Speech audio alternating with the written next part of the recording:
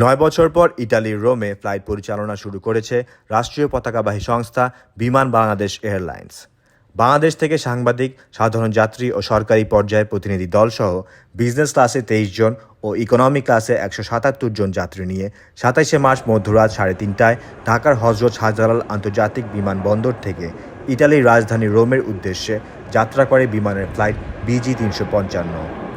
১০ ঘণ্টা বিরতিহীন চলার পর ২৭ মার্চ স্থানীয় সময় সকাল ৮:৩০টায় রোমের লিওনার্দো দা ভিঞ্চি ফিউমিচিনো বিমানবন্দরে অবতরণ করে ফ্লাইটটি। এ সময় বিমানবন্দরের গেটে বিমানের অতিথি ও যাত্রীদের স্বাগত জানান রাষ্ট্রদূত মনিরুল ইসলাম ও ইতালিতে অবস্থানরত প্রবাসী বাংলাদেশি কমিউনিটি। এয়ারসাইড গেটে ফিতা ও কেক কেটে বিমানের প্রথম ফ্লাইটের সূচনা করেন তারা। এ সময় উপস্থিত ছিলেন বিমান পরিবহন ও পর্যটন মন্ত্রণালয় সম্পর্কিত সংসদীয় স্থায়ী কমিটির সভাপতি সাংসদ সাজ্জাদুল হাসান, বেসামরিক বিমান পরিবহন ও পর্যটন মন্ত্রণালয়ের সচিব মোহাম্মদ মোকাম্মেল হোসেন, রোম বিমানবন্দরের চিফ এভিয়েশন অফিসার ইভান বাসাতো, বিমানের জিএসএ ডিস্টালের ভাইস প্রেসিডেন্ট ফ্রান্সিসকো ভেনিজিয়ানো এবং বিমানের ব্যবস্থাপনা পরিচালক ও প্রধান নির্বাহী কর্মকর্তা শফিউল আজিম সহ প্রমুখ। ১৯৮১ সালে প্রথম রোম রুটে ফ্লাইট পরিচালনা শুরু করে বাংলাদেশ বিমান। নানা জটিলতায় ২০১৫ সালে তা বন্ধ করে দেওয়া হয়। ফলে এতদিন দেশটিতে অবস্থানরত প্রায় ২ লাখ প্রবাসী বাংলাদেশি তৃতীয় কোনো দেশে ট্রানজিট নিয়ে বাংলাদেশে যাতায়াত করতেন। তাই বিমানে ঢাকা রোম ফ্লাইট পুনরায় চালু হওয়ার ফলে প্রবাসী বাংলাদেশি বর্তমানে সরাসরি এই দুই দেশের মধ্যে যাতায়াত করতে পেরে আনন্দিত। ইতালিতে বাংলাদেশ মনিটরের প্রতিনিধিকে এমনটি জানালেন রোমে অবস্থানরত রূপসী বাংলা ট্রাভেলসের কর্ণধার ইয়াসিন আরাফাত রনি। আসসালামু আলাইকুম, আমি ইয়াসিন আরাফাত রনি, রূপসী বাংলা ট্রাভেলস, রোম, ইটালি।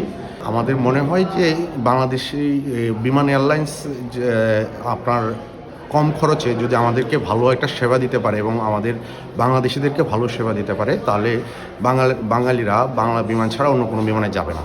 ভাড়াটা রিজনেবল যদি থাকে, যেমন এখন স্টার্টিংয়ে যেই ভাড়াটা তারা শুরু করেছে, যদি এই ভাড়াটা তারা ধরে রাখতে পারে তাহলে একদম রিজনেবল, যেমন অন্যান্য এয়ারলাইন্স থেকে বাংলা বিমানে যদি মিনিমাম 50 বা 100 ইউরো কম থাকে তাহলে বাঙালিরা অন্য এয়ারলাইন্সে যাবে না।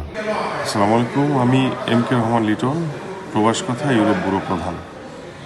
পাশাপাশি আমি গাইডের কাজও করি, একজন ট্যুরিস্ট গাইড।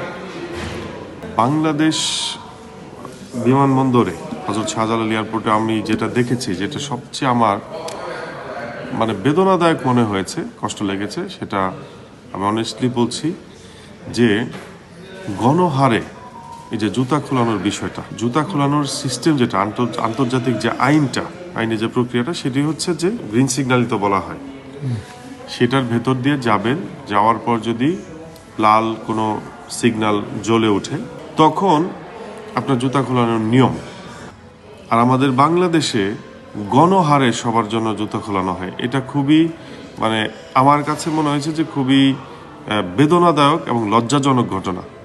আমরা এত উন্নতি লাভ করেছি, বাংলাদেশে এত দ্রুত উন্নয়ন হচ্ছে, আমরা সেই এখন ডিজিটাল যুগে বসবাস করছি।